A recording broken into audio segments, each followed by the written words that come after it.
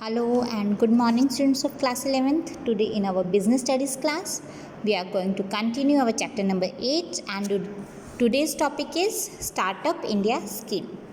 देखिए बेटा, startup India scheme हमारे जो प्रधानमंत्री जी हैं मोदी जी, नरेंद्र मोदी जी, उन्होंने अगस्त 2015 में जो हमारा इंडिपेंडेंस डे था उस दिन स्टार्टअप इंडिया स्कीम के बारे में अनाउंसमेंट किया था।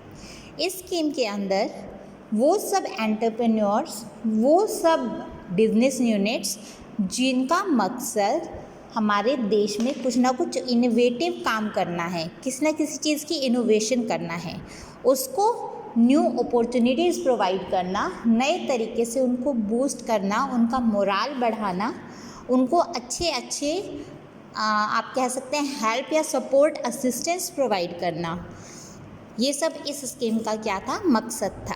ठीक है, किस किस कंडीशंस में एक बिजनेस यूनिट को स्टार्टअप यूनिट के नाम से जाना जाएगा। फर्स्ट ऑफ ऑल, रजिस्ट्रेशन जो है बिजनेस की किसी एक फॉर्म पर होनी चाहिए, या तो वो प्राइवेट लिमिटेड कंपनी के तौर पर हो रजिस्टर्ड, पार्टनरशिप फर्म के तौर पे हो रजिस्टर्ड, या एलएलपी के फॉर्म पे हो। ठीक है, मीन्स कोई भी मतलब बिजनेस यूनिट इन तीनों में से कोई एक यूनिट होनी चाहिए, या तो प्राइवेट लिमिटेड कंपनी हो, पार्टनरशिप फर्म हो, या लिमिटेड लायबिलिटी। जनरल यूनिट्स के केस में 7 साल और टेक्नोलॉजिकल यूनिट के केस में 10 साल। किसी भी यूनिट को, बिजनेस यूनिट को बने हुए या फिर रजिस्टर किए हुए 7 साल से ज़्यादा जनरल यूनिट के केस में और बायोटेक्नोलॉजिकल यूनिट के केस में 10 साल से ज़्यादा ना हुए हों। अगर 7 साल से ऊपर हो गए हों जनरल यूनिट के केस में तो वो स्टार्टअप यूनिट नहीं कहलाएगी। किसी भी फाइनेंशियल ईयर में उसका टर्नओवर का भी यहाँ पे एक लिमिट दी गई है, कितनी, 100 करोड़। किसी भी फाइनेंशियल ईयर में 100 करोड़ से ज़्यादा उसका टर्नओवर ना हो। नेक्स्ट है, बिजनेस जो है उसको बनाने का जो मेन मकसद है वो क्या होना चाहिए, इनोवेटिव, कुछ नया डेवलपमेंट करना। ठीक है, बिजनेस जो हमारा ये अभी स्टार्ट हुआ है, जिसका रजिस्ट्रेशन अभी हुआ है, वो किसी और बिजनेस से अलग होकर या नया बिजनेस रिकन्स्ट्रक्शन करके नहीं बना हो। ठीक है, उसका दोबारा पुनर्निर्माण ना किया गया हो, जैसे पहले बन गया है तो उसका दोबारा निर्माण किया गया है। ठीक है, इस तरीके से वो चीज़ ना की गई हो। स्टार्टअप के फीचर्स क्या हैं, मेन विशेषताएं क्या है, इनोवेटिव डेवलपमेंट। स्टार्टअप जो बिजनेस यूनिट होती हैं उनका मेन मकसद होता है किसी एरिया में इनोवेशन करना, चाहे वो साइंस का एरिया हो, चाहे प्रोडक्शन का एरिया हो, चाहे मार्केटिंग का एरिया हो, चाहे कोई भी एरिया हो। कुछ नई स्किल्स, नई प्रोसेस, नए आइडियाज़, किसी चीज़ की नई सर्विस, इस तरह की नई प्रोसेस के रूप में कुछ ना कुछ हमने इनोवेट करना है, नए तौर पर ईजाद करना है। हमारा मेन मकसद क्या है, इनोवेटिव डेवलपमेंट। नर्चरिंग एंटरप्रेन्योरशिप, देखिए ज़्यादातर लोग बिजनेस यूनिट में हाथ क्यों नहीं डालते, क्योंकि it is a risky business. ठीक है, मतलब रिस्की काम होता है, रिस्की वर्क होता है, इसके अंदर सारा रिस्क किसको बियर करना पड़ता है, बिजनेसमैन को। तो नर्चरिंग क्यों है, ये स्टार्टअप जो यूनिट है उसको सपोर्ट मिला होता है गवर्नमेंट का, फाइनेंशियल असिस्टेंस मिलता है, टेक्निकल असिस्टेंस भी मिलता है, मैनेजरियल असिस्टेंस भी मिलता है, हर तरह की हेल्प, जितनी ज़्यादा लेवल पर हेल्प हो सके उतनी ज़्यादा लेवल पर गवर्नमेंट करती है। और इसी वजह से ये एक एंटरप्रेन्योरशिप कैसी है, नर्चरिंग है, जिसकी खास देखभाल की जाती है by our government. Okay, next है रिलेटेड विद लिमिटेड एरिया। इसका एरिया लिमिटेड कर दिया गया है, जैसे मैंने ऊपर बताया स्टार्टअप यूनिट्स कौन सी हो सकती है, जनरल यूनिट के केस में 7 साल और बायोटेक्नोलॉजिकल यूनिट के केस में 10 साल, जिसके रजिस्ट्रेशन को इससे ज़्यादा पीरियड ना हुआ हो। और टर्नओवर के बारे में भी बताया था, टर्नओवर जिसका सालाना कितना हो, 100 करोड़ से ज़्यादा ना हो। ठीक है, तो ये कुछ एक ऐसी बिजनेस यूनिट्स हैं जो स्टार्टअप के तौर पर गिनी जा सकती है। तो इट मीन्स जो स्मॉल बिजनेस यूनिट्स हैं उन्हीं को स्टार्टअप के तौर पर आगे बढ़ावा दिया जाता है। Minimum legal complexities, legal complexities इसमें बहुत ज़्यादा कम होती है। हाउ, इसमें जो फॉर्मेलिटीज़ हैं किसी भी बिजनेस यूनिट को स्टार्ट करने के लिए एज अ स्टार्टअप, हमें जो फॉर्मेलिटीज़ है, लीगल फॉर्मेलिटीज़ हैं, वो काफ़ी कम उठानी पड़ती है, काफ़ी कम करनी पड़ती है। डॉक्यूमेंट्री वर्क भी काफ़ी कम रहता है। फाइनेंशियल बेनिफिट का डिक्लेरेशन ऑफ फाइनेंशियल बेनिफिट्स, इसके अंदर क्या है? देखिए, अगर हम स्टार्टअप स्कीम के अंदर कोई भी बिजनेस यूनिट अलग अलग तरह से रिबेट्स पाना चाहती हैं तो क्या करती हैं वो, जैसे इसमें बताया हुआ है, पेटेंट को जब हम करवाते हैं तो उसको 80% रिबेट मिलता है। ठीक है, नॉर्मली पेटेंट जब हम किसी भी आप उसका स्किल का करवाते हो, किसी भी फॉर्म का करवाते हो, तो उसमें आपको इतना रिबेट नहीं मिलता। तो फाइनेंशियल बेनिफिट काफ़ी ज़्यादा गवर्नमेंट इसको देती है। इजी रजिस्ट्रेशन, इसका रजिस्ट्रेशन करवाना काफ़ी इजी रहता है। ठीक है, ऑनलाइन रजिस्ट्रेशन होता है, डाउनलोडिंग डॉक्यूमेंट्स की भी ऑनलाइन रहती है। इसकी प्रोसेस में हम सारा पढ़ेंगे किस तरह से रजिस्ट्रेशन होता है। So it is very easy. ठीक है, स्टार्टअप सपोर्ट हब क्या है? Ministry of human resource development HRD और department of science and technology, ये दो ऐसे डिपार्टमेंट्स हैं जिन्होंने स्टार्टअप सपोर्ट हब चालू किया है एजुकेशनल अलग अलग इंस्टीट्यूशंस के अंदर, जिनका मेन मकसद क्या है? मेन मकसद है ऐसी बिजनेस यूनिट जो स्टार्टअप के तौर पर चल रही है हमारे देश में, जो इनोवेटिव न्यू आइडियाज़ और स्किल प्रोसेस डेवलपमेंट, प्रोडक्शन, ये सब चीज़ें कर रही है हमारे देश में, उनको ज़्यादा से ज़्यादा असिस्टेंस प्रोवाइड करना। कौन कौन से एजुकेशनल इंस्टीट्यूशन हैं जिसके अंदर स्टार्टअप सपोर्ट हब की हमारी हेल्प दी जाती है? National institutes of technology, Indian institution of information technology, Indian institute of science education and research, national institutes of pharmaceutical education and research NIPERS। ठीक है, these are some of the educational institutions in which startup support hub has been established, बनाए गए हैं इनमें। ठीक है, government funding, government भी काफ़ी ज़्यादा फंड प्रोवाइड करती है। देखिए, इसमें बताया गया है कि स्टार्टअप को एनकरेज करने के लिए कि फर्स्ट के जो 4 साल हैं उसमें 2500 करोड़, अगर 2500 करोड़ होते हैं तो गवर्नमेंट ने बनाया है कि कम से कम 10,000 करोड़ कौन इन्वेस्ट करेगा? गवर्नमेंट इन्वेस्ट करेगी। ठीक है, 10,000 करोड़ का उन्होंने गवर्नमेंट ने सिर्फ स्टार्टअप यूनिट के लिए फंडिंग के लिए एक आप कह सकते हैं प्रोजेक्ट बनाया हुआ है।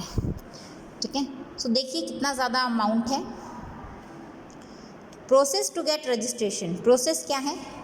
इनकॉर्पोरेशन ऑफ बिजनेस यूनिट मैं पहले बता चुकी हूँ, या तो प्राइवेट कंपनी हो, ठीक है, प्राइवेट लिमिटेड कंपनी हो, पार्टनरशिप फर्म हो, या LLP लिमिटेड लाइबिलिटी पार्टनरशिप, या इनमें से कोई भी हो तो उनका हम और इनकॉर्पोरेशन आसानी से स्टार्टअप यूनिट में करवा सकते हैं। स्टार्टअप इंडिया की वेबसाइट पे हमें जाना होगा इसका रजिस्ट्रेशन करवाने के लिए, और उसमें जो फॉर्म हमारे सामने आएगा उसको प्रॉपर इन्फॉर्मेशन के साथ फिल करना होगा। इन्फॉर्मेशन करेक्टली फिल हो, ये चीज़ ध्यान रखिएगा। इन्फॉर्मेशन फिल करने के बाद डॉक्यूमेंट्स अपलोड करने हैं। डॉक्यूमेंट्स कौन कौन से? लेटर ऑफ रिकमेंडेशन में क्या होगा? इसके अंदर हमें इनोवेटिव नेचर ऑफ बिजनेस और किसी ऑथराइज्ड ऑफिस से ये हमारा इशू है वो हमारा गिवन होगा, ये चीज़ दी जाएगी। रजिस्ट्रेशन सर्टिफिकेट ये अपलोड करेंगे और बिज़नेस का नेचर कैसा है उसके बारे में, ठीक है, और रजिस्ट्रेशन नंबर क्या है उसके बारे में एक ब्रीफ डिस्क्रिप्शन हम देंगे। Letter of availing tax benefit, अगर हम कोई टैक्स बेनिफिट अवेल कर रहे हैं उसके बारे में भी हम पूरा इन्फॉर्मेशन इसमें प्रोवाइड करेंगे। सेल्फ सर्टिफाइड कंडीशंस, खुद सर्टिफाइड करके क्या क्या चीज़ें हमें सेंड करनी है। Type of business unit, duration of establishment, कितने टाइम हो गया बने हुए को, टर्नओवर कितना है हमारे यूनिट का, नेचर क्या है बिजनेस का, और स्प्लिटिंग या रिकन्स्ट्रक्शन अगर हमारे बिजनेस की हुई है तो क्या है उसका नेचर, किस वजह से हुई है। ठीक है, रिकॉग्निशन नंबर, इसके बाद हमें स्टार्टअप रिकॉग्निशन नंबर मिल जाएगा जैसे ये वाली प्रोसेस स्टार्ट हो गई। ठीक है, और इस रिकॉग्निशन नंबर के बाद हमारी क्या है, पूरी रजिस्ट्रेशन स्टार्टअप की प्रोसेस ये ख़त्म हो जाएगी। क्लियर। नेक्स्ट है हम फंड कहाँ कहाँ से इकट्ठा कर सकते हैं। स्टार्टअप के लिए देखिए पैसा चाहिए हमें, तो फंड एक तो हमें गवर्नमेंट प्रोवाइड करती है। अब कहाँ कहाँ से हमें फंडिंग हो सकती है।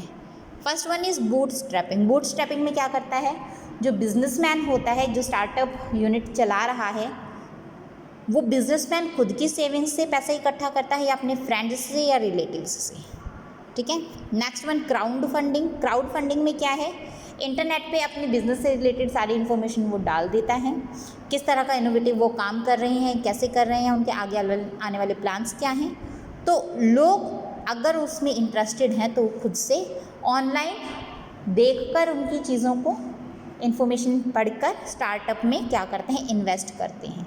किस किस साइट्स पे हम ये इन्फॉर्मेशन डाल सकते हैं, इंडीगोगो, कैटो, विशबेरी और फंडलाइन। Angel investment. एंजल इन्वेस्टमेंट क्या होता है, इसके अंदर जो बहुत अमीर लोग होते हैं, अगर उन लोगों में से कोई भी व्यक्ति स्टार्टअप में इंटरेस्टेड है और इन्वेस्ट करना चाहता है, उसका फ्यूचर देखते हुए, अगर उसको उसका प्लान काफ़ी ज़्यादा इंटरेस्टिंग लगता है तो उसमें इन्वेस्ट कर सकता है।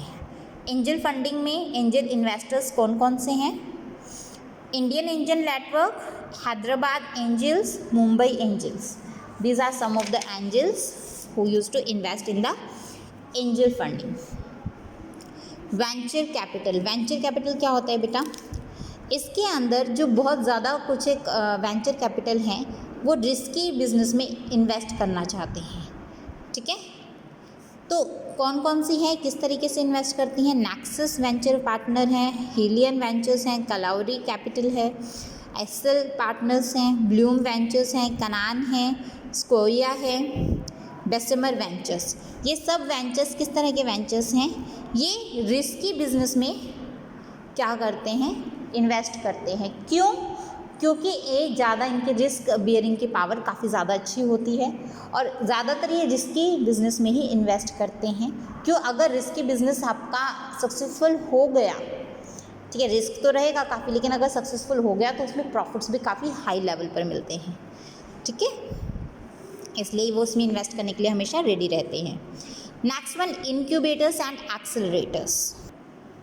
देखिए इनक्यूबेटर्स क्या होते हैं हमारे। इनक्यूबेटर्स, जब कोई स्टार्टअप यूनिट स्टार्टिंग में चलने काम ही शुरू करे, मतलब शुरू में चल ही रही है, ठीक है, अभी इतना अच्छा बिजनेस उनका सेटअप नहीं हुआ है, जो स्टार्टिंग के स्टेज में जो फाइनेंस प्रोवाइड वो करते हैं, दीज आर द इनक्यूबेटर्स। और स्टार्टिंग के बाद जब ऑर्गेनाइजेशन को डेवलप करना है, आगे बढ़ाना है, ठीक है, उस वाली कंडीशन में जो फाइनेंस प्रोवाइड करते हैं, दोज आर द एक्सेलरेटर्स। ठीक है, इंक्यूबेटर्स जो स्टार्टिंग में, बिजनेस की स्टार्टिंग में आपको स्टार्टअप यूनिट को फाइनेंस प्रोवाइड करेंगे, हेल्प प्रोवाइड करेंगे, these are the incubators. Accelerators जो बिजनेस को, स्टार्टअप यूनिट्स को डेवलपमेंट करने के लिए क्या होते हैं, हेल्प प्रोवाइड करते हैं, वो एक्सेलरेटर्स होते हैं। देखिए इसमें आपको दिया भी है, इंक्यूबेटर्स उसको चलने में मदद करेंगे, चली रही है हमारी ऑर्गेनाइजेशन, एक्सेलरेटर उसको दौड़ाने में, आगे उसका विकास करने में हमारी मदद करते हैं। तो गवर्नमेंट ने इंक्यूबेटर्स और एक्सेलरेटर्स काफ़ी सारी फाइनेंशियल इंस्टीट्यूशंस को बनाया हुआ है, किस वजह से, ताकि स्टार्टअप यूनिट्स को इजीली उनको हेल्प मिल सके। विनिंग कॉन्टेस्ट फंड, इसके अंदर क्या है, एक कॉन्टेस्ट अरेंज किया जाता है स्टार्टअप फंड का, जिसके अंदर सभी स्टार्टअप यूनिट्स अपना अपना प्लान आगे प्रेजेंट करती है और जिसकी प्रेजेंटेशन सबसे अच्छी होती है उसको क्या वो जीत जाती है और वो इजीली फंड कैरी कर सकती है, इजीली फंड वहाँ से उठा सकती है। बैंक लोन, काफ़ी सारे लोन्स हैं बैंक्स जो प्रोवाइड करते हैं। कौन कौन से बैंक हैं, bank of Baroda, HDFC, ICICI, Axis bank. These are some of the banks who provide loan to the startup units. NBFC, non banking financial companies, जो बैंक से जो लोन लेना है उसके लिए हमें कुछ कंडीशंस का क्या करना पड़ता है, उनको देखना पड़ता है, उनको फुलफ़िल करना पड़ता है। अगर हम बैंक से लोन नहीं ले पा रहे हैं तो हमें कौन लोन प्रोवाइड करता है, non banking financial corporation provide करता है, अगर हम इनकी कंडीशंस को फुलफ़िल नहीं कर पाते हैं। स्टार्टअप यूनिट्स की बात कर रही हूँ मैं। गवर्नमेंट ऑफ गवर्नमेंट ऑफर देखिए, गवर्नमेंट ने, मैंने पहले भी बताया था, 10,000 करोड़ रुपए स्टार्टअप यूनिट्स के लिए रखे हुए हैं कि उनको कभी भी हेल्प की ज़रूरत हुई तो इतना तक वो अमाउंट दे सकते हैं स्टार्टअप यूनिट्स को, फाइनेंशियल हेल्प। क्विक मनी, जल्दी से जल्दी यहाँ पर ईजिली वे में उनको पैसा मिल जाता है। कैसे?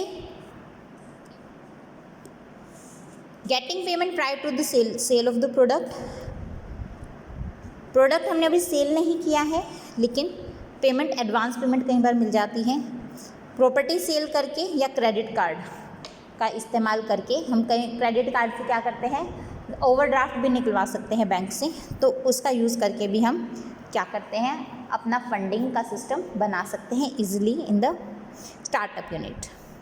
Next one is intellectual property rights. Intellectual property rights पढ़ने से पहले हम पढ़ेंगे इंटेलेक्चुअल प्रॉपर्टी क्या होती है। ठीक है, intellect it is related to the brain और माइंड।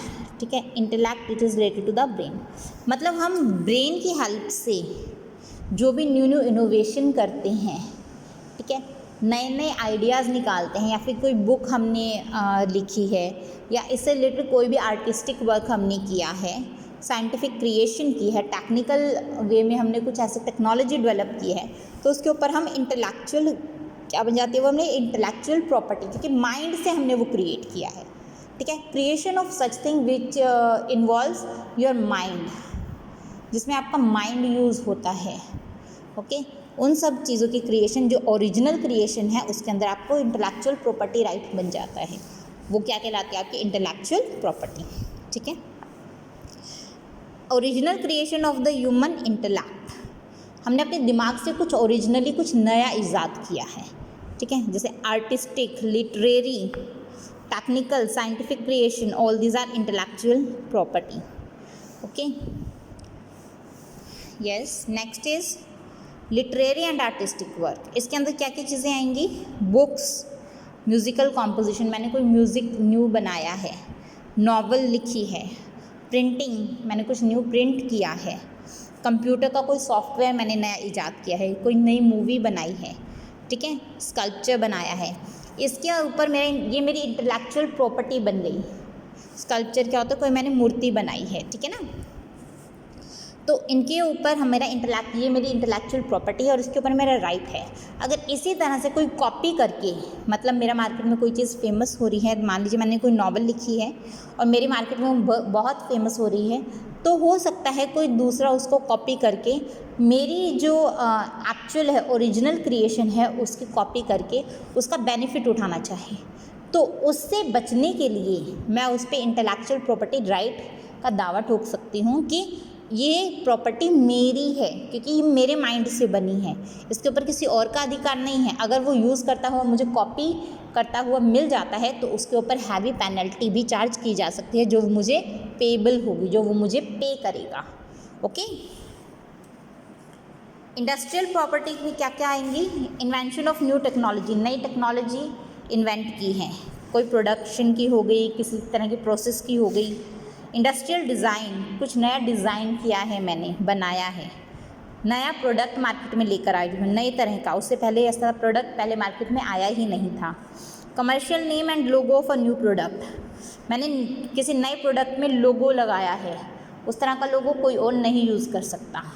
ठीक है, intellectual property right, it is the specific right, ये एक स्पेसिफिक राइट होता है, ये एक डेफिनेट पीरियड के लिए दिया जाता है और ये उसी को दिया जाता है जिसने वो क्रिएटिव ओरिजिनल क्रिएशन बनाई हो।